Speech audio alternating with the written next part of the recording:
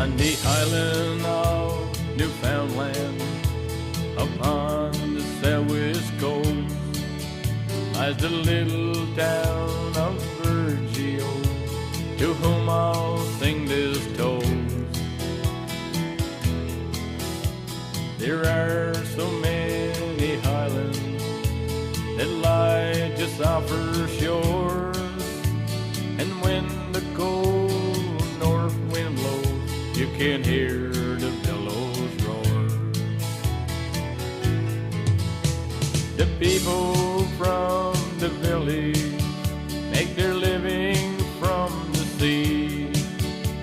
They like their independence, it shows that they are free.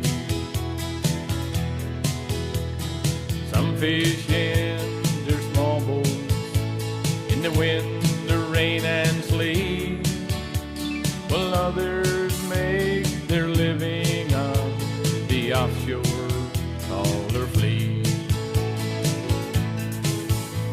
They've known their share of tragedies down through the years, and when the memories overcome, they show their grief with tears. For they have lost some loved ones to the furies of the seas, for heartaches and heartbreaks are locked in memories. This village has got beauty carved on its rugged shore. 7 miles of pure white sand, who could ask for more? The mountains and the valleys where the rivers run so fast, and the salmon rides to the sportsman's fly as he makes another cast. Tell the people of this village love their native home, for anyone who goes away most surely will return. Just like that lifelong mystery, the answer you won't know. What makes this rugged village burn so deeply in your soul? What makes this rugged village burn so deeply in your soul? Good evening, and welcome to This Week in Review. Tonight in our stories we have Fire Department's new van, groundhog predictions, Violence Awareness Month, upcoming Winter Carnival. Please stay tuned for these stories after this. Try your luck on Wednesday and play TV Bingo sponsored by the Lioness. Cards are 6 for $5 and can be bought from any Lioness member or in most stores around town. The fire department have acquired another vehicle for their ambulance van. This was bought and donated by the Brunettes. Right now the van is white but is expected to be painted in the near future. The old van was worn out and condemned.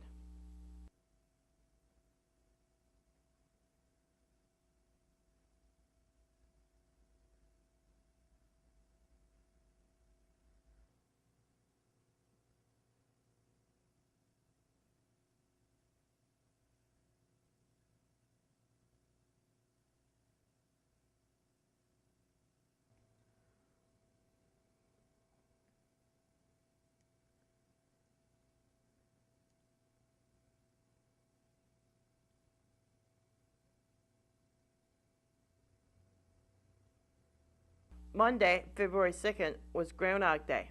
According to the common folklore, when the groundhog sees his shadow, he goes back into his den for 6 more weeks of winter.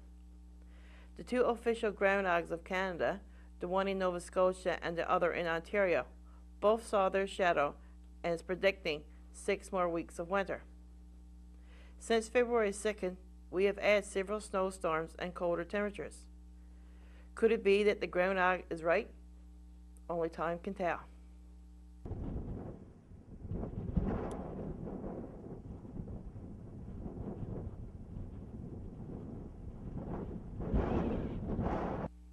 February is Violence Awareness Month. During the month, the ELP Committee will be placing fast facts on the community channel daily during the weekdays. I also took the liberty of gathering some information from the Newfoundland government website to share with you. This one is about violence against older adults. Violence against older adults refers to actions that harm an older person or jeopardizes the person's health or welfare. Abuse of older adults is also known as senior abuse or elder abuse. Violence against older adults has remained a largely hidden issue with untold social and economic costs, above all, to seniors who are victims of abuse. It is difficult to estimate the prevalence and incidence of elder abuse in Canada due to factors such as underreporting, confusion about what constitutes abuse, limitations in victimization surveys and police statistics, or a general lack of awareness about the issue.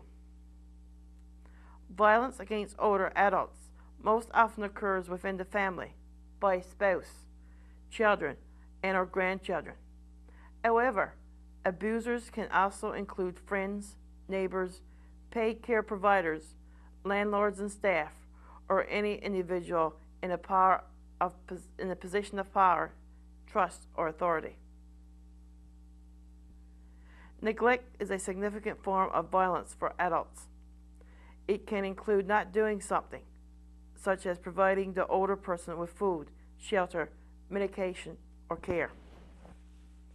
In Canada, it is estimated that about 80% of abuse or neglect of older adults is hidden or goes undetected.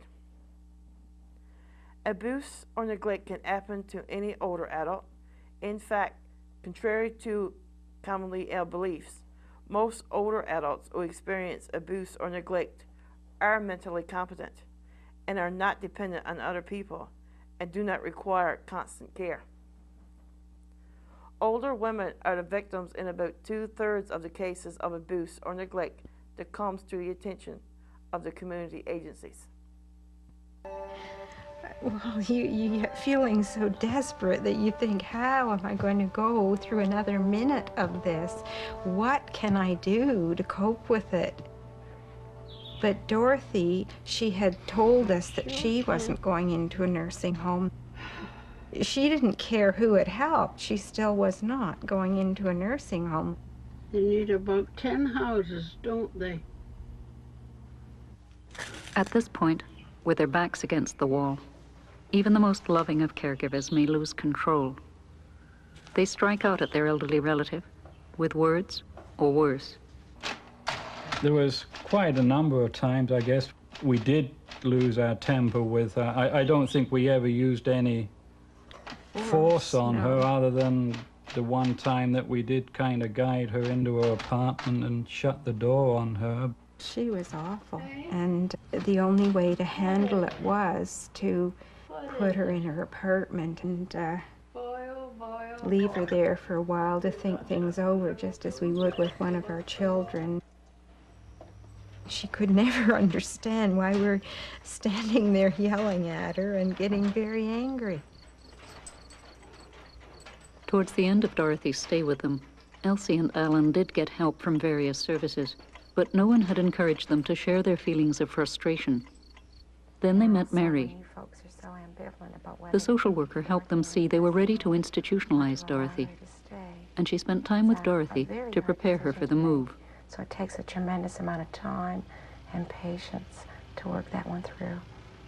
But you see, it was like if we put her into a nursing home, it was letting her down.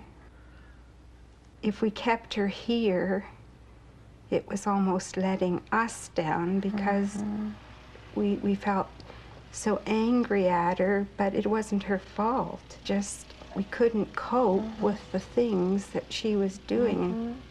when that phone rang to say that they had a bed at the nursing home, that was 3 of the most difficult days I think I've ever put in.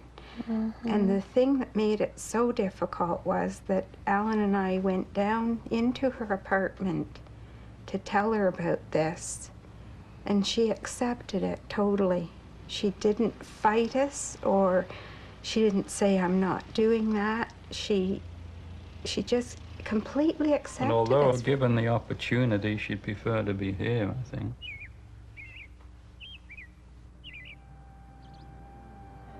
Dorothy's name had been on a waiting list at a nearby nursing home for 2 years. Yet when the call came, Elsie felt guilty. A mixture of guilt and anger is common to many caregivers. The older person feels guilty too, for being a burden on the family. They may also feel angry at being put away. They didn't want to have me in their care all the time. They wanted to be able to be free to twist the key in the door and go away and leave the place. I'm hoping I can come back for the winter, but whether it'll work out, I haven't suggested it yet. But oh, I do long for home. As long as I can come to Happy Nook. See, we call this Happy Nook. And why I can come to here, I'm going to come. And nobody will stop me.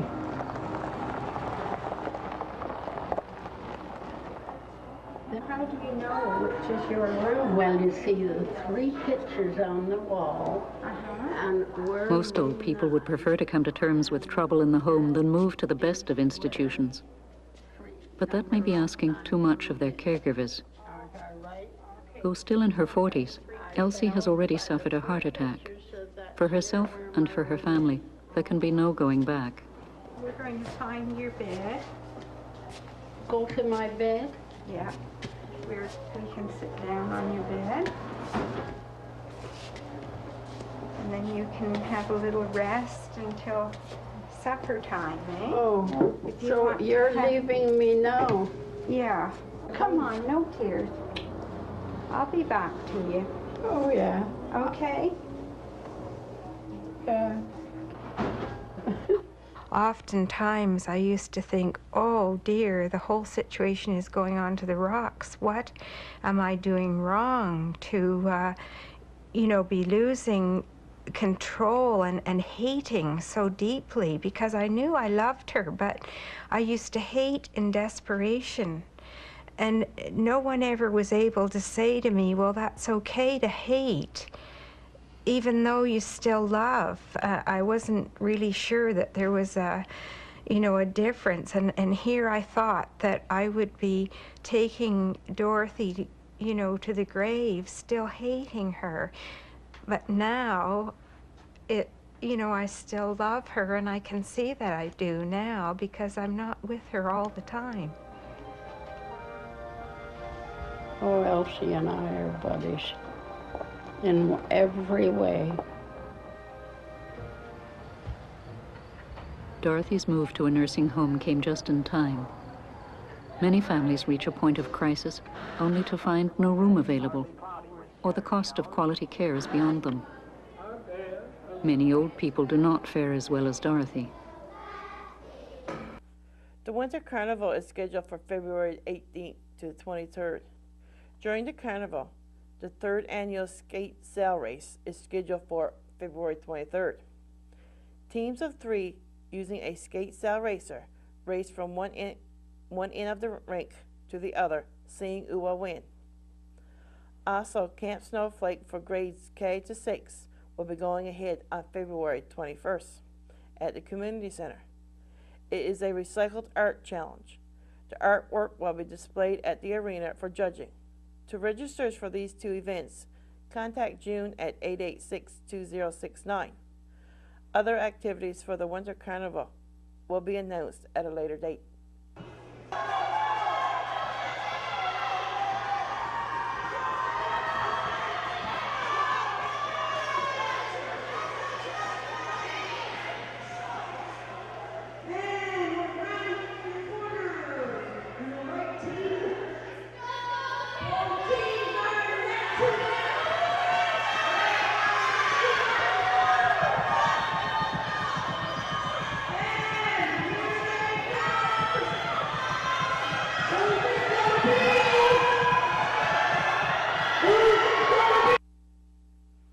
concludes our program for tonight.